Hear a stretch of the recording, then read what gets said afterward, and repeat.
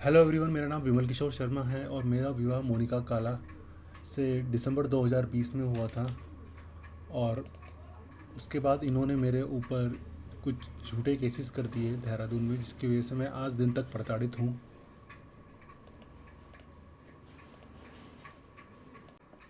मेरी वाइफ ने झूठा एसेट एंड लायबिलिटी एफिडेविट डाल के जो अंतरिम भरण पोषण का ऑर्डर था, ठीक है, वह अपने फेवर में ले लिया था। और मुझे पता था वो एसेट एंड लायबिलिटी एफिडेविट झूठा है। मैंने कहीं से एविडेंस कलेक्ट करा और मैंने एक एप्लीकेशन कोर्ट में सबमिट करी अंडर सेक्शन 340 सीआरपीसी कि इसके खिलाफ एक्शन लिया जाए। उस 340 सीआरपीसी एप्लीकेशन का मेरी वाइफ द्वारा कोई भी ऑब्जेक्शन नहीं दिया गया रिटर्न में। एंड कोर्ट द्वारा ये ऑर्डर करा गया कि इस एप्लीकेशन को अलग से रजिस्टर कर लिया जाए।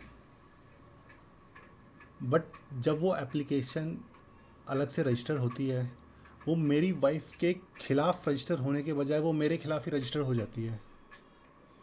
यह वो केस है 340 सीआरपीसी का, ठीक है, जो मैंने अपनी वाइफ के खिलाफ रजिस्टर करवाने की कोशिश करी थी। यह केस 26 मार्च 2024 को रजिस्टर हुआ था और लगभग 1 साल हो चुका है। मुझे यह बात तब पता चली कि ये केस मेरे ही खिलाफ रजिस्टर है जब कोर्ट द्वारा 4/1/2025 को एक ऑर्डर पास करा गया, जहाँ पर यह लिखा गया कि मैं इस केस में विपक्षी हूँ, मैं इस केस में रिस्पोंडेंट हूँ। ये बेसिकली अगर हिंदी में बोलूँ इस बात को, तो एक केस मेरे खिलाफ रजिस्टर हो रखा था। अगर आपने भी अगर कोई केस अपनी वाइफ के खिलाफ अंडर सेक्शन 340 सीआरपीसी कराया है, तो मैं रिक्वेस्ट करूंगा आपसे कि कोर्ट में आरटीआई डाल के पता कर लीजिए कि वह केस आपके खिलाफ है या आप उसमें प्रार्थनी है, पिटिशनर हैं। यह 340 का केस फर्स्ट एडिशनल सिविल जज जूनियर डिवीज़न की कोर्ट में सुना जा रहा है शुरुआत से, और रजिस्टर भी इन्हीं की कोर्ट में हुआ था। मैंने उनको चिट्ठी लिखी है यह बताते हुए कि मैं इस केस में एक्चुअली प्रार्थनी मैं हूँ और जो मेरी वाइफ है वो विपक्षी है, इस केस में वो रिस्पोंडेंट है।